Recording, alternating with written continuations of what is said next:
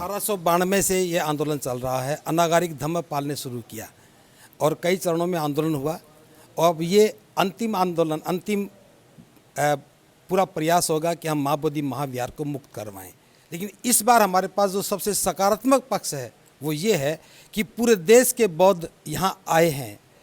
प्रत्येक प्रदेश से भिक्षु आ रहे हैं, उपासक आ रहे हैं, उपासिका आ रही हैं और बिहार की भी बड़ी पैमाने पर भागीदारी है। प्रधानमंत्री जाते हैं, कहते हैं मैं बुद्ध की धरती से आया हूँ, और अल्पसंख्यक मंत्री जाते हैं कि तथागत की अस्थियाँ लेके आए हैं, और यहाँ तथागत का नामो निशान मिटाने की बात हो रही है। देखिए, मैं तो इतना कहना चाहूँगा, इस आंदोलन को अगर ताकतवर बनाना है तो देश के सारे भिक्षुओं को बोध गया में आना होगा। भिक्षुओं को एक साल के लिए अपने सारे कार्यक्रम निरस्त करके बोध गया में आ जाएं। हम निश्चित रूप से कह सकते हैं हम बोध गया को आज़ाद करवाएंगे और महाबोधि महाविहार में बौद्धों का ही नियंत्रण होगा, बौद्धों का प्रबंधन होगा और पूरी दुनिया एक बार फिर भारत को विश्व गुरु समझ करके बुद्ध के दर्शन के लिए आएगी। इस समय बोध गया में हूं और पूर्व सांसद और बहुजन समाज के ताकतवर नेता राजकुमार सैनी भी बोध गया में हैं। भंते राहुल हैं और तस्वीरें देख रहे हैं। लगातार ये आंदोलन लगभग 3 महीने से ज़्यादा हो गया है। अभी भी कुछ टीम जो है वो पटना की तरफ जा रही है, लगातार बातचीत हो रही है। इसी बीच बता दूं, कल देश के अल्पसंख्यक मंत्री किरण रिजिजू तथागत बुद्ध, भगवान बुद्ध की अस्थियां लेकर वियतनाम गए हैं। दुनिया भर में भारत को बुद्ध की धरती कहा जाता है, लेकिन भारत के बुद्धिस्ट जो हैं वो अपने ही महाबोधि बुद्ध विहार बोध गया, जहां भगवान बुद्ध को ज्ञान मिला, उसकी आज़ादी के लिए, उसमें उसकी शुद्धता के लिए संघर्ष कर रहे हैं। भंते जी, मैं आपसे बात करूं उससे पहले जो आए हैं राजकुमार सैनी जी हरियाणा से। राजकुमार जी, आपका कब आगमन हुआ? मैं कल आया था और विशेष तौर पर जो 82 दिन से धरना चल रहा है उसी धरने को समर्थन देने के लिए हम 10 लोग आए हैं, जिनमें मेरे साथ में कृष्ण जी है, राजेंद्र जी है, गोहाना से, सोनीपत से, बहादुरगढ़ से हैं और बहुत सारे नारनौल से अपने सुरेश जी हैं। हम सभी इस मिशन को, जिसको भले हमने चीवर धारण नहीं कर रखा, लेकिन हम 24 आवर इसी मिशन के साथ काम करते हैं, जो बाबा साहब भीमराव अंबेडकर, महात्मा ज्योतिबा फूले का समानता का सपना साकार हो और इस देश में से पाखंड खत्म हो। कि 12 तारीख को एक बहुत बड़ा प्रोग्राम यहाँ पर इस धरा के ऊपर होने जा रहा है और ये 12 तारीख का जो है, इसमें देश विदेश से सारे बौद्ध भिक्षु भाई आएंगे और इस मिशन को पूरी ताकत मिलेगी। और भाई राहुल जी इसकी कमान संभाले हुए हैं और हम शंभू जी से भी अपील करते हैं कि इसको 24 आवर इस चैनल के ऊपर कहीं ऐसा ना हो कि बाकी के चैनलों की तरह आपके चैनल को भी ये बंद करें। और हम चाहते हैं कि ये सारे बौद्ध भिक्षु इस पाखंड का चीरहरण जब तक करेंगे तभी तक हमारा ये चीर बचेगा। अगर हम पाखंड को मद्देनजर रखेंगे और लोगों की कही कुआई बातों को सुन करके काम करेंगे तो फिर ये देश आगे नहीं बढ़ सकता। क्योंकि ये सारे आगे क्यों बढ़ गए, चाइना इतना आगे क्यों बढ़ गया, जापान 100% बुद्धिस्ट कंट्री है, जहां बुद्धिमान लोग हैं, वहां लोगों ने टेक्नोलॉजी। बोध गया के आज़ादी के लिए क्या कहेंगे? बोध गया की आज़ादी होनी चाहिए। जिस प्रकार से मंदिर के अंदर कुछ लोग बैठा दिए गए हैं कि किसी धर्म में अंदर कोई दूसरे धर्म के लोग जो है ना वो कमांड नहीं कर सकते, लेकिन बदकिस्मती है कि बौद्ध धर्म के लोगों को जो उनके 2-4 आदमी उनके ले लिए और 4 आदमी फंडे बिठा लिए। और ये मैं फिर कह रहा हूँ, भंते जी क्या लग रहा है? राजकुमार सैनी जी भी आपके समर्थन में आए हैं, वो कह रहे हैं कि बोध गया महाविहार से शिवलिंग ना हो। आपको क्या लग रहा है? आप तो आंदोलन से पहले दिन से जुड़े हुए, कहाँ तक पहुँचा है और अब आगे की क्या रणनीति है? देखिए, इस आंदोलन को 134 वर्ष हो गए। मैं समझता हूँ 134 वर्ष से ये आंदोलन चल रहा है। 1892 से ये आंदोलन चल रहा है। अनागारिक धम्म पाल ने शुरू किया और कई चरणों में आंदोलन हुआ और अब ये अंतिम आंदोलन, अंतिम पूरा प्रयास होगा कि हम माँ बोधि महाविहार को मुक्त करवाएं। मैं ये बताना चाहूँगा, अभी तक इस आंदोलन में बौद्धों की द्वारा पैरवी नहीं की गई थी। पिछला जो आंदोलन था उसमें महाराष्ट्र के बौद्ध आए थे और पूरे देश में बौद्ध नहीं थे। दूर से आने के कारण उतनी ताकत नहीं बन सकी। लेकिन इस बार हमारे पास जो सबसे सकारात्मक पक्ष है वो ये है कि पूरे देश के बौद्ध यहाँ आए हैं। प्रत्येक प्रदेश से भिक्षु आ रहे हैं, उपासक आ रहे हैं, उपासिका आ रही हैं, और बिहार की भी बड़े पैमाने पर भागीदारी है। जब पूरे देश की भागीदारी हुई है तो मैं समझता हूँ इस बार आवाज़ को हिम्मत मिली है और दम मिला है, हम अवश्य कामयाब होंगे। क्या लग रहा है, अभी धरना पर बैठे हुए 3 महीना लगभग हो गया?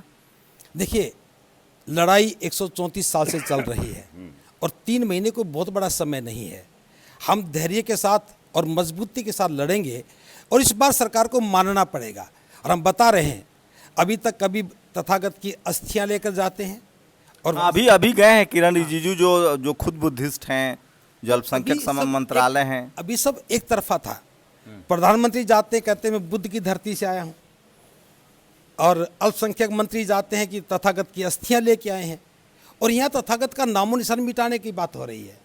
महाबोधि जहाँ जो मेन बौद्ध विहार है, जहाँ भगवान बुद्ध को ज्ञान प्राप्त, यहाँ बुद्ध के वंशज, बुद्ध के अनुयायी भिक्षु विहार से बाहर बैठे हैं।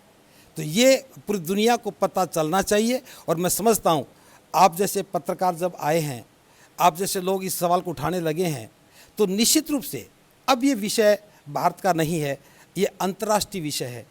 पूरी दुनिया के बौद्ध इस बात को जान गए हैं।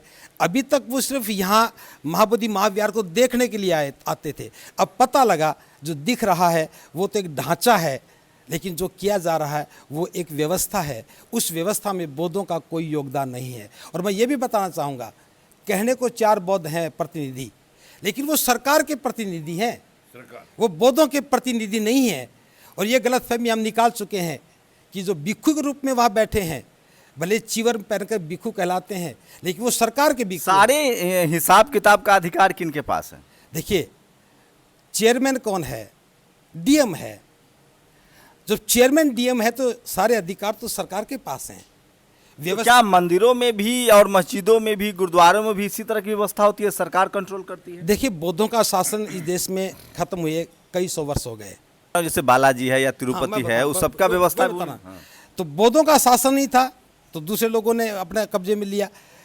बाकी देश का कोई मंदिर ऐसा नहीं है जिसका प्रशासन नियंत्रण करता हो। कोई मस्जिद, अपने ट्रस्ट है, उनके अपने ट्रस्ट, राम मंदिर के अपने ट्रस्ट है, बालाजी के, उनके अपने धार्मिक नेता उसकी व्यवस्था को देखते हैं। जैसे इस्लाम में उनके धार्मिक नेता देखते हैं, ईसाईयत में उसके धार्मिक नेता देखते हैं, तो बौद्धों को भी गुरुद्वारा में गुरुद्वारा प्रबंधक कमेटी देखती है, वो भी उनके धार्मिक नेता हैं। लेकिन केवल हमारा महाबोधि महाविहार है जहाँ डीएम उसका नियंत्रण करता है। और मैं पूछना चाहता हूँ आपके चैनल के माध्यम से, एक डीएम या आईएएस ऑफिसर बौद्ध भिक्षु को आदेश कैसे कर सकता है? बौद्ध भिक्षु को आदेश करना, चेयरमैन की कुर्सी पर बैठना और भिक्षुओं का उनके आगे उत्तरदायित्व होना, मैं कहता हूँ अपमानजनक है। इस महाबोधि महाविहार की कमेटी में जितने भिक्षु हैं, अगर गरिमा और सम्मान के साथ वो बात करना चाहते हैं, उनको रिजाइन तुरंत रिजाइन देकर बाहर आना चाहिए।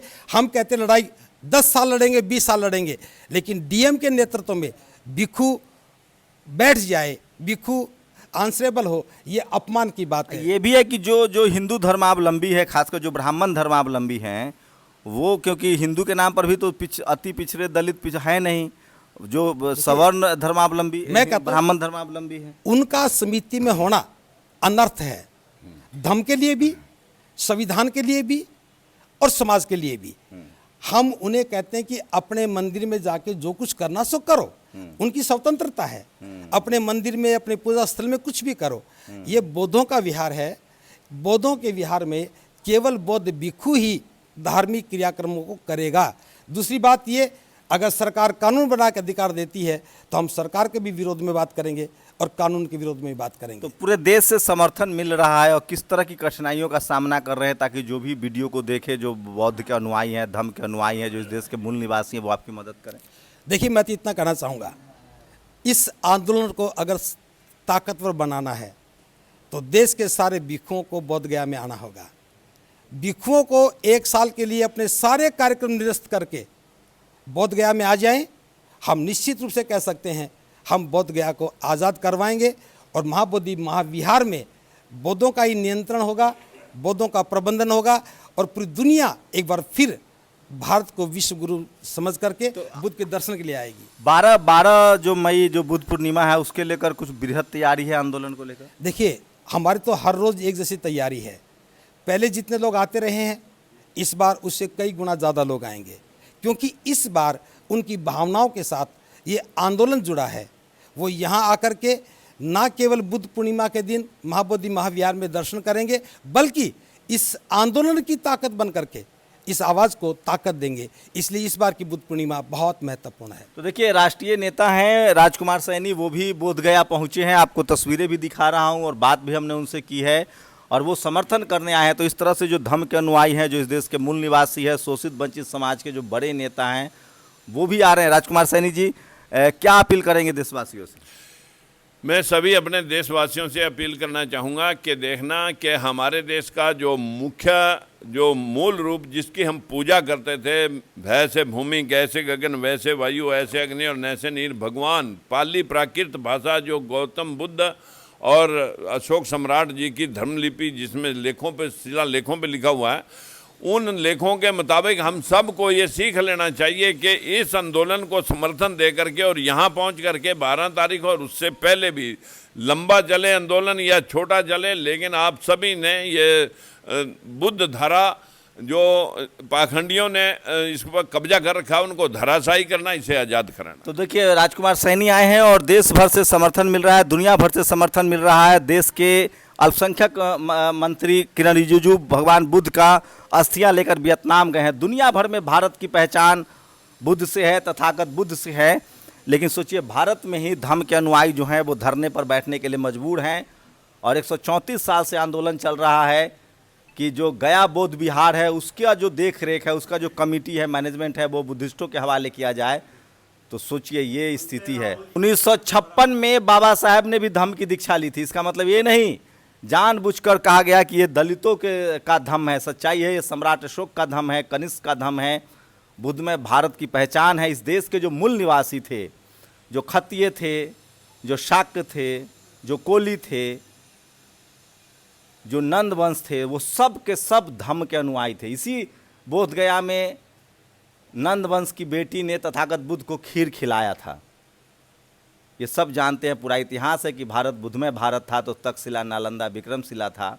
आज बुद्ध के अनुयायी पिछले 3 महीने से आंदोलन कर रहे हैं और 134 साल से आंदोलन चल रहा है। आप कल्पना कर सकते हैं कि इसके लिए ना हाई कोर्ट है, ना सुप्रीम कोर्ट है, सब मामले को लटका रहा है। बिहार सरकार भी मामले को लटका रही है, लेकिन धम्म के अनुयायी हैं वो अनवरत लगातार प्रदर्शन कर रहे हैं। और इस बार सोशल मीडिया का दौर है, पूरे देश से और पूरी दुनिया से इस आंदोलन को समर्थन मिल रहा है। आप लोग की क्या राय है? क्या जिस तरह से तमाम इस देश के बड़े मंदिर जिसमें अरबों खरबों का अनुदान आता है वो ब्राह्मण समाज के लोग चलाते हैं, ये सच्चाई है, जाति जनगणना से पता चल जाएगा। सिख गुरुद्वारा सिख समाज के लोग चलाते हैं, ईसाई गुरुद्वारा ईसाई समाज के लोग चलाते हैं, तमाम बड़े मस्जिदें मुस्लिम समाज के लोग चलाते हैं। तो आखिर बुद्ध विहार में कोई गैर बुद्धिस्ट क्यों? ये बड़ा सवाल है। आप लोग अपनी प्रतिक्रिया जरूर दीजिए। शंभू कुमार सिंह, नेशनल दस्तक, बोधगया, बिहार। नेशनल दस्तक की आपसे गुजारिश है कि अगर इसको बचाना चाहते हैं तो नेशनल दस्तक को सब्सक्राइब करने के लिए रेड कलर के सब्सक्राइब बटन को दबाएं, फिर बेल आइकन की घंटी दबाएं। नेशनल दस्तक को बचाने के लिए बहुत जरूरी है कि हर खबर को शेयर करें, लाइक करें, कमेंट जरूर करें।